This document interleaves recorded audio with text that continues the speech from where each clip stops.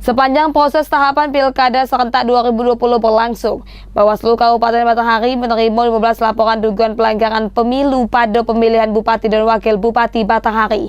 Laporan pelanggaran dimulai dari netralitas ASN hingga pelanggaran hukum pidana pemilu. Ganti-ganti informasiku sekaligus tutup perjumpaan kita pada Bogor hari ini. Sampai jumpa pada Bogor esok hari di jam yang sama. Ingat kalau nak keluar rumah selalu kenakanlah masker.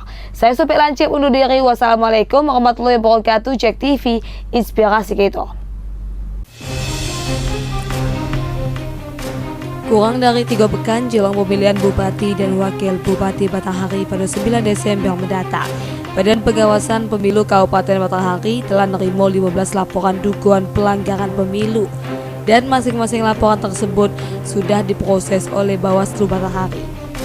Ketua Bawaslu Kabupaten Batanghari, Indra Tritusian, menuturkan dari 15 laporan dugaan pelanggaran pemilu yang diterima Bawaslu, di antaranya terdapat dari keterlibatan ASN dan tenaga honorer dari Pemkab Batanghari yang diduga ikut menjadi tim sukses salah sekok pasangan calon Bupati dan Wakil Bupati Batanghari.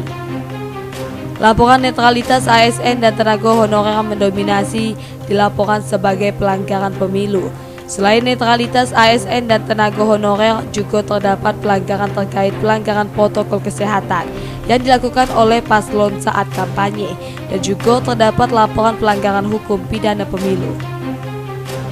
Indra menuturkan dari masing-masing laporan yang diterima untuk dugaan pelanggaran pemilu terkait netralitas ASN dan honorer, pihaknya telah menindaklanjuti ke Komisi Aparatur Sipil Negara Republik Indonesia. Sementara terkait tenaga honorer telah ditindaklanjuti kepada instansi terkait. Untuk pelanggaran protokol kesehatan, Bawaslu telah menindaklanjuti dengan membagikan sanksi administratif kepada salah sekok paslon yang melanggar.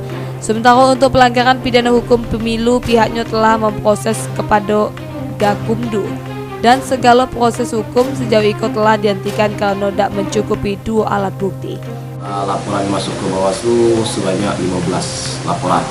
Laporan terkait dengan netralitas ASN, kemudian ada juga netralitas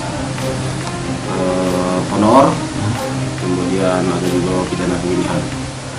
Semuanya sudah selesai semua. Kalau yang tadi yang netralitas ASN kita teruskan ke KSN di Jakarta. Kalau yang honor kita teruskan kepada instansi terkait OPD di Kabupaten Batanghari.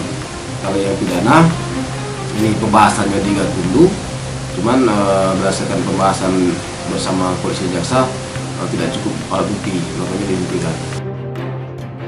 Pawadi Perdaus, JEK TV, ngabari.